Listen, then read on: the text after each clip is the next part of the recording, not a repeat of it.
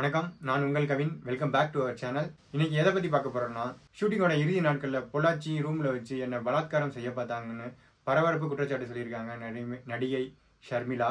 இதை பத்தி அவங்க தனியார் தொலைக்காட்சிக்கு ஒரு பேட்டி கொடுத்திருக்காங்க. அதுல காலம் மாறி போச்சு அப்படிங்கிற ஒரு படத்தோட ரீமேக்குக்காக ஷூட்டிங்காக அவங்க பொள்ளாச்சி போயிருக்காங்க. அங்கதான் இந்த சம்பவம் நடந்திருக்கு. ரெஜிடென்ட் பிள்ளையும் அஞ்சு மகளும் சொல்லிட்டு இந்த படத்தை மலையாளத்துல ரீமேக் பண்ணி எடுக்கிறதுக்காக போயிருக்காங்க. அந்த படத்துல ஒரு பாட்டு எடுக்கிறதுக்கு தான் பொள்ளாச்சிக்கு வந்திருக்காங்க அந்த படக்குழு.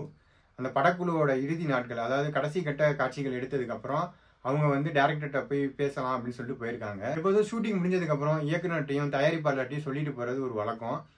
அதை தான் அன்னைக்கு அவங்களும் ஃபாலோ பண்ணியிருக்காங்க. சரி, நம்ம அவங்கள்ட்ட சொல்லிட்டு போயிடலாம் அப்படின்னு சொல்லிட்டு அவங்க போயிருக்காங்க. அந்த நேரத்துல தான் அவங்களுக்கு பாலியல் தொல்லை கொடுக்க முயற்சி செஞ்சிருக்காங்க. அப்ப உடனே அவங்க அந்த ரூம்ல இருந்து வெளியில ஓடியாந்து ஒரு ஆட்டோ டிரைவர்கிட்ட போய் பேசியிருக்காங்க. அவங்க அப்பாவோட நண்பர் வீடு அங்கதான் இருக்கு அப்படிங்கிறதுக்காக அங்க கூட்டிட்டு போக சொல்லி அந்த ஆட்டோ டிரைவர்கிட்ட கேட்டிருக்காங்க. அப்ப இந்த மாதிரி போன் வசதி இல்லாம எஸ்டிடி கால் புக் பண்ணி அவங்க அப்பாட்ட பேசியிருக்காங்க. அவங்களோட தந்தை இந்த விஷயத்த கலைஞர் கருணாநிதியோட மனைவி ராஜாத்தி அம்மாளுக்கு தெரியப்படுத்துறாங்க.